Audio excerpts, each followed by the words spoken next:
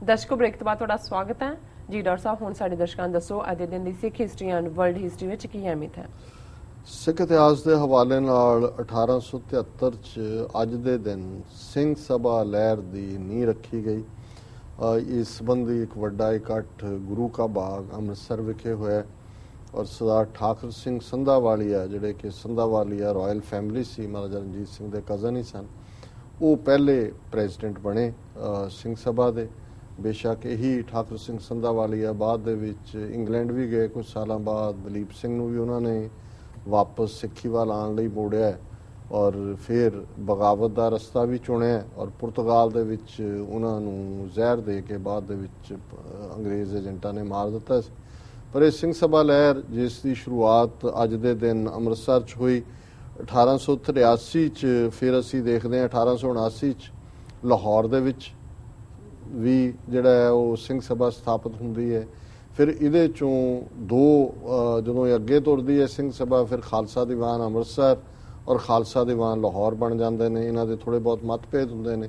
ਖਾਲਸਾ ਦੀਵਾਨ ਲਾਹੌਰ ਵਾਲੇ ਮੋਰ ਰੈਵੋਲੂਸ਼ਨਰੀ, ਫਿਰ ਸਾਰੀਆਂ ਸਿੰਘ ਸਭਾਵਾਂ 3 ਦਰਜਨ ਦੇ ਲਗਭਗ ਸਿੰਘ ਸਭਾਵਾਂ ਬਣਦੀਆਂ ਸਾਰੇ ਪੰਜਾਬ 'ਚ। 3 ਨੂੰ ਛੱਡ ਕੇ ਸਾਰੀਆਂ ਖਾਲਸਾ ਦੀਵਾਨ ਲਾਹੌਰ ਦੇ ਨਾਲ ਜੁੜ ਜਾਂਦੀਆਂ ਕਿਉਂਕਿ ਉੱਥੇ ਫਿਰ ਪ੍ਰੋਫੈਸਰ ਗੁਰਮੁਖ ਸਿੰਘ, ਭਾਈ ਦਿੱਤ ਸਿੰਘ ਵਰਗੇ ਜਿਹੜੇ ਸਕਾਲਰ ਨੇ ਉਹ ਉਹਦੇ 'ਚ ਜਾਨ ਫੂਕ ਦਿੰਦੇ ਨੇ ਔਰ ਫਿਰ ਇਹਨਾਂ ਜਦੋਂ ਦੋਨੋਂ ਹੀ ਚੜ੍ਹਾਈ ਕਰ ਜਾਂਦੇ ਨੇ, ਫਿਰ ਜਿਹੜਾ 1901 ਦੇ ਵਿੱਚ ਦੋਨੋਂ ਹੀ ਖਾਲਸਾ ਦੀਵਾਨ ਰਲ ਕੇ ਚੀਫ ਖਾਲਸਾ ਦੀਵਾਨ ਬਣ ਜਾਂਦਾ, ਜਿਹੜਾ ਅੱਜ ਤੱਕ ਵੀ ਜਾਰੀ ਹੈ। ਇਹਦੇ 'ਚ ਕੋਈ ਸ਼ੱਕ ਨਹੀਂ ਹੈ ਵੀ ਚੀਫ ਖਾਲਸਾ ਦੀਵਾਨ ਨੇ ਐਜੂਕੇਸ਼ਨ ਦੇ ਫੀਲਡ 'ਚ ਬਹੁਤ ਕੰਮ ਕੀਤਾ ਹੈ।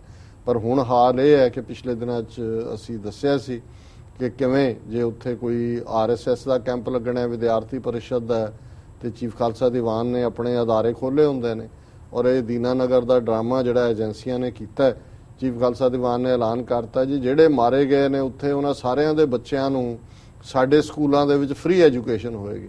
ਉਹ ਤੁਸੀਂ ਕਿਤੇ ਸਿੰਘਾਂ ਦੇ ਬੱਚਿਆਂ ਨੂੰ ਦਿੱਤੀ ਨਹੀਂ ਫ੍ਰੀ ਐਜੂਕੇਸ਼ਨ। ਨਵੰਬਰ 84 ਚ ਦਿੱਲੀ 'ਚ ਅੱਜ ਤੱਕ ਵੀ ਹਜ਼ਾਰਾਂ ਵਿਡੋਜ਼ ਬੈਠੀਆਂ ਨੇ, ਉਹਨਾਂ 'ਚੋਂ ਤੁਸੀਂ ਕਿਸੇ ਦੇ ਬੱਚੇ ਨੂੰ ਦਿੱਤੀ ਨਹੀਂ। ਸੋ ਕਿਉਂਕਿ ਉਹਦੇ ਤੇ ਹੁਣ ਆ ਚੱਡਾ ਤੇ ਪਤਾ ਨਹੀਂ ਕੌਣ ਕੌਣ ਹੋ ਰਹੇ, ਸਾਰੇ ਹੀ RSS ਦੇ ਛੀਨਾ ਇਹਨਾਂ ਦਾ ਬਿਕਰਮ ਮਜੀਠੀਏ ਦਾ ਹੀ, ਇਹ ਸਾਰੇ ਜਿਹੜੇ ਨੇ ਕਾਬਜ਼ ਹੋਏ ਨੇ, ਇਹ RSS ਦਾ ਅਦਾਰਾ ਹੀ ਬਣ ਗਏ। ਪਰ ਸਿੰਘ ਸਭਾ ਲਹਿਰ ਨੇ ਸਿੱਖੀ ਪ੍ਰਚਾਰ ਦੇ ਵਿੱਚ ਬਹੁਤ ਵੱਡਾ ਕੰਮ ਕੀਤਾ ਸੀ ਔਰ 1881 ਚ ਜਦੋਂ ਪਹਿਲੀ ਸੈਂਸਸ ਤੱਕ ਪਹੁੰਚਦਾ ਹੈ ਤੇ ਸਿੱਖਾਂ ਦੀ ਗਿਣਤੀ ਪੰਜਾਬ 'ਚ ਸਿਰਫ 2 ਮਿਲੀਅਨ ਦੇ ਲਗਭਗ ਸੀ, ਉਹ ਤੋਂ ਵੀ ਘੱਟ ਸੀ, 20 ਲੱਖ ਤੋਂ। ਔਰ ਅੰਗਰੇਜ਼ਾਂ ਨੇ ਕਿਹਾ ਸੀ ਵੀ ਜਿਸ ਤੇਜ਼ੀ ਨਾਲ ਸਿੱਖ ਜਾ ਰਹੇ ਨੇ ਥੱਲੇ ਨੂੰ, ਇਹ ਜੇ ਇਵੇਂ ਹੀ ਰਿਹਾ ਤੇ ਅਗਲੇ ਕੁਝ ਸਾਲਾਂ 'ਚ ਸਿੱਖ ਨਾਂ ਦੀ ਕੋਈ ਚੀਜ਼ ਨਹੀਂ ਰਹੇਗੀ ਪੰਜਾਬ 'ਚ। ਲੇਕਿਨ ਇਹ ਸਿੰਘ ਸਭਾ ਲਹਿਰ ਦੀ ਬਦੌਲਤ ਹੀ ਸੀ ਕਿ ਉਸ ਤੋਂ 10 ਸਾਲ ਬਾਅਦ ਜਦੋਂ ਫਿਰ ਸੈਂਸਸ ਹੁੰਦੀ ਹੈ, ਨੰਬਰ ਕਾਫੀ ਅੱਗੇ ਚਲਾ ਜਾਂਦਾ ਔਰ ਉਸ ਤੋਂ ਬਾਅਦ ਵੱਧਦੇ ਵੱਧਦੇ ਅੱਜ ਇਹਦੇ ਬਾਵਜੂਦ ਕਿੰਨੇ ਚੈਲੰਜ ਨੇ, 47 ਚ ਕੀ ਹੋਇਆ, 84 ਚ ਕੀ ਹੋਇਆ, ਅਦਰਵਾਈਜ਼ ਕੀ ਹੈ, ਅੱਜ ਅਸੀਂ ਦੁਨੀਆ ਦੇ ਵਿੱਚ 30 ਮਿਲੀਅਨ ਗਿਣਤੀ ਦੇ ਨਾਲ ਦੁਨੀਆ ਦਾ 5ਵਾਂ ਵੱਡਾ ਧਰਮ ਹੈ। 1923 ਚ ਮਹਾਰਾਜਾ ਨਾਭਾ ਦੇ ਲਈ ਅਰਦਾਸ ਦਿਵਸ ਮਨਾਇਆ ਗਿਆ ਔਰ 1984 ਚ ਅਜੀਤ ਅਖਬਾਰ ਦੇ ਬਾਨੀ ਸਾਧੂ ਸਿੰਘ ਹਮਦਰਦ ਦੀ ਮੌਤ ਹੋਈ। ਜੂਨ 84 ਦੇ ਘੱਲੂਘਾਰੇ ਵੇਲੇ ਸਾਧੂ ਸਿੰਘ ਹਮਦਰਦ ਨੇ ਵੀ ਆਪਣਾ ਪਦਮ ਸ਼੍ਰੀ ਅਵਾਰਡ ਵਾਪਸ ਕਰ ਦਿੱਤਾ ਸੀ। ਵਰਲਡ ਹਿਸਟਰੀ ਦੇ ਹਵਾਲੇ ਨਾਲ 1655 ਚ ਦੁਨੀਆ ਦਾ ਸਭ ਤੋਂ ਵੱਡਾ ਟਾਊਨ ਹਾਲ ਐਮਸਟਰਡਮ ਚ ਬਣਿਆ। 1858 ਚ ਜਾਪਾਨ ਨੇ ਕਿਹਾ ਕਿ ਅਮਰੀਕਾ ਦੇ ਸਿਟੀਜ਼ਨ ਜਾਪਾਨ 'ਚ ਕਿਤੇ ਵੀ ਸੈਟਲ ਹੋ ਸਕਦੇ ਨੇ। 1921 ਚ ਨਾਜ਼ੀ ਪਾਰਟੀ ਦਾ ਮੁਖੀ ਹਿਟਲਰ ਬਣਿਆ। 1927 ਚ ਬੈਲਾਵਿਊ ਨਿਊਯਾਰਕ ਹਸਪੀਟਲ 'ਚ ਪਹਿਲਾ ਆਇਰਨ ਲੰਗ, ਲੋਹੇ ਦਾ ਜਿਹੜਾ ਫੇਫੜਾ ਟ੍ਰਾਂਸਪਲਾਂਟ ਹੋਇਆ। 1973 ਚ ਜਾਪਾਨੀਆਂ ਨੇ ਪੀਕਿੰਗ ਸ਼ਹਿਰ ਦੇ ਉੱਤੇ ਚੀਨ ਦੇ ਕਬਜ਼ਾ ਕੀਤਾ। 1940 ਚ ਅਮਰੀਕਾ ਦੇ ਜੌਨ ਸਿੰਗਮੰਡ ਨੇ ਮਿਸਿਸਿਪੀ ਦਰਿਆ ਤੈਰ ਕੇ ਪਾਰ ਕੀਤਾ। 292 ਮੀਲ ਦਾ ਫੈਸਲਾ 99 ਘੰਟੇ ਤੇ 48 ਮਿੰਟ ਚ ਪਾਸ ਕੀਤਾ ਗਿਆ। 1949 ਚ BBC ਰੇਡੀਓ ਨੇ ਆਪਣੀ ਬ੍ਰਾਡਕਾਸਟਿੰਗ ਸ਼ੁਰੂ ਕੀਤੀ। 1952 ਚ ਪਹਿਲਾ non stop trans Pacific flight jet ਜਿਹੜਾ ਹੈ ਉਹ ਸਾਹਮਣੇ ਆਇਆ ਔਰ 1957 ਚ international atomic energy agency New York 'ਚ ਫਾਊਂਡ ਹੋਈ ਔਰ 2011 ਚ ਅਫਰੀਕਨ ਯੂਨੀਅਨ 'ਚ ਸਾਊਥ ਸੁਡਾਨ 54ਵੇਂ ਨੰਬਰ ਦੇ ਉੱਤੇ ਬਣਿਆ ਔਰ ਸਾਊਥ ਸੁਡਾਨ ਇੱਕ ਅਲੱਗ ਮੁਲਕ ਦੇ ਤੌਰ ਤੇ ਸਾਹਮਣੇ ਆਇਆ। ਜੀ ਡਾਕਟਰ ਸਾਹਿਬ, ਤੁਹਾਡਾ ਬਹੁਤ ਬਹੁਤ ਸ਼ੁਕਰੀਆ। ਹੁਣ ਸਾਡੇ ਦਰਸ਼ਕਾਂ ਨੂੰ ਦੱਸੋ ਅੱਜ ਦਾ ਵਿਚਾਰ। ਅੱਜ ਦੇ ਵਿਚਾਰ ਲਈ ਅਸੀਂ ਗੌੜੀ ਕਬੀਰ ਜੀ ਸ਼ਬਦ ਤਿਪਦੇ ਚੁਣਿਆ ਜੀ। ਕੰਚਨ ਸਿਉ ਪਾਈਐ ਨਹੀਂ ਤੋਲ, ਮਨ ਦੇ ਰਾਮ ਲਿਆ ਹੈ ਮੋਲ। ਅਬ ਮੋਹੇ ਰਾਮ ਆਪਣਾ ਕਰ ਜਾਣਿਆ, ਸਹਿਜ ਸੁਭਾਏ ਮੇਰਾ ਮਨ ਮਾਨਿਆ। ब्रह्म कथ कथ अंत न पाया, राम भगत बैठे घर आया। कहो कबीर चंचल मत त्यागी, केवल राम भगत निज भागी। जी बड़ा सधारण शब्दावली ये सारे दी, पर इसका भाव बड़ा डूंगा। एक तो प्यारे ते मान है कि जी एवें नहीं जदों लोग भगत कबीर कहते होणगे कबीर जी तुसी तां रब नूं पा लिया, तो वो फिर अपने प्यारे दे मान च, इहदे च ये हंकार नहीं है।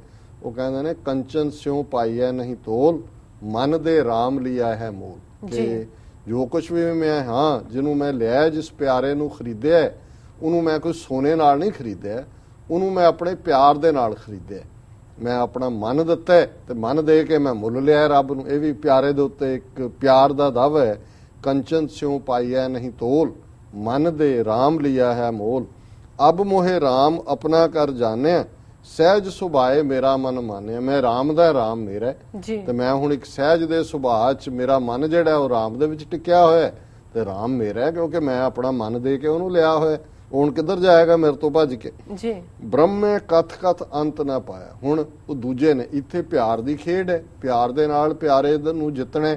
ਇੱਕ ਗਿਆਨ ਦੇ ਨਾਲ ਸੀ ਕਿ ਬ੍ਰਹਮਾ ਜਿਹਦੇ ਮੂੰਹ ਚੋਂ ਕਹਿੰਦੇ ਨੇ ਵੇਦ ਨਿਕਲੇ ਚਾਰੋ, ਵੀ ਉਹ ਕਥਦਾ ਰਿਹਾ। ਉਹਨੇ ਕਈ ਜਿਹੜੇ ਨੇ ਮੰਤਰ ਉਹਨਾਂ ਗ੍ਰੰਥਾਂ ਦੇ ਵਿੱਚ ਲਿਖੇ ਨੇ। ਬ੍ਰਹਮ ਕਥ ਕਥ ਅੰਤ ਨਾ ਪਾਇਆ, ਰਾਮ ਭਗਤ ਬੈਠੇ ਘਰ ਆਇਆ। ਇੱਥੇ ਘਰ ਬੈਠੇ ਆ, ਸਹਿਜ ਦੇ ਵਿੱਚ ਰਹਿੰਦੇ ਆਂ, ਪਿਆਰੇ ਨੂੰ ਯਾਦ ਕੀਤਾ, ਪਿਆਰਾ ਆ ਕੇ ਅੰਦਰ ਬੈਠ ਗਿਆ। ਕਹੋ ਕਬੀਰ ਚੰਚਲ ਮਤ ਤਿਆਗੀ। ਕਹਿੰਦਾ ਮੈਂ ਕੋਈ ਬਹੁਤਾ ਐਫਰਟ ਨਹੀਂ ਕੀਤਾ, ਮੈਂ ਜਿਹੜਾ ਮਨ ਦੇ ਰਾਮ ਲਿਆ ਹੈ ਮੋਲ। ਕਿਵੇਂ ਲਿਆ ਉਹਨੂੰ ਮੁੱਲ ਪਿਆਰੇ ਨੂੰ? ਕਿ ਮੈਂ ਕਹੋ ਕਬੀਰ ਚੰਚਲ ਮਤ ਤਿਆਗੀ, ਕਿ ਮੈਂ ਜਿਹੜੀ ਬੁੱਧੀ ਚਪਲਤਾ ਕਰਦੀ ਸੀ, ਚੰਚਲਤਾ ਕਰਦੀ ਸੀ, ਜਿਹੜੀ ਭੱਜਦੀ ਸੀ ਚਾਰ ਚਫੇਰੇ, ਜਿਹੜੀ ਉਸ ਪਿਆਰੇ 'ਚ ਟਿਕਣ ਨਹੀਂ ਸੀ ਦਿੱਤਾ, ਮੈਂ ਉਹਨੂੰ ਛਿੱਤਰ ਲੈ ਕੇ ਬਾਹਰ ਕੱਢ ਦਿੱਤਾ। ਬਾਹਰ ਕੱਢ ਦਿੱਤਾ। ਕਹਿ ਕਬੀਰ ਚੰਚਲ ਮਤ ਤਿਆਗੀ, ਕੇਵਲ ਰਾਮ ਭਗਤ ਨਿਜ ਭਾਗੀ। ਜੀ ਕਿ ਮੈਂ ਜਦੋਂ ਪਿਆਰੇ ਦੀ ਭਗਤੀ 'ਚ ਆਇਆ, ਰਾਮ ਜਿਹੜਾ ਰਮਿਆ ਹੋਇਆ ਉਸ ਦੇ ਪਿਆਰ 'ਚ ਆਇਆ, ਤੇ ਇਹ ਜਿਹੜੀ ਹੈ ਚੰਚਲ ਬੁੱਧੀ ਹੈ ਐਨ ਕੀ ਹੋ ਗਈ, ਉਹ ਤਿੱਤਰ ਹੋ ਗਈ। ਜੀ ਡਾਕਟਰ ਸਾਹਿਬ, ਅੱਜ ਦਾ ਵਿਚਾਰ ਤੁਹਾਡਾ ਬਹੁਤ ਬਹੁਤ ਧੰਨਵਾਦ। ਤੁਸੀਂ ਅੱਜ ਦਾ ਵਿਚਾਰ ਸਾਡੇ ਦਰਸ਼ਕਾਂ ਨਾਲ ਸਾਂਝਾ ਕੀਤਾ। ਇਸ ਨਾਲ ਆਪਣੇ ਵਿਊਅਰਸ ਕੋਲ ਨੇ ਇਜਾਜ਼ਤ। ਵਿਊਅਰਸ, ਸਾਡੇ ਪ੍ਰੋਗਰਾਮ ਦਾ ਸਮਾਂ ਇੱਥੇ ਸਮਾਪਤ ਹੁੰਦਾ। ਤੁਸੀਂ ਆਪਣੇ ਰਾਏ ਤੇ ਸੁਝਾਅ ਸਾਨੂੰ ਭੇਜਣਾ ਨਾ ਭੁੱਲਣਾ। ਸਾਡੇ ਇਸ ਪਤੇ ਤੇ sos@tv84.tv ਤੇ ਅਸੀਂ ਆਪਣਾ ਪ੍ਰੋਗਰਾਮ ਲੈ ਕੇ ਫੇਰ ਦੁਬਾਰਾ ਹਾਜ਼ਰ ਹੋਵਾਂਗੇ। ਤਦ ਤੱਕ ਲਈ ਮੈਨੂੰ ਤੇ ਆਪਣਾ ਸੁਣਾ ਗਿਆ ਦਿਓ ਤੇ ਦੇਖਦੇ ਰਹੋ TV84। ਬੁਲਾ ਦਿਓ ਫਤਿਹ। ਵਾਹਿਗੁਰੂ ਜੀ ਕਾ ਖਾਲਸਾ, ਵਾਹਿਗੁਰੂ ਜੀ ਕੀ ਫਤਿਹ।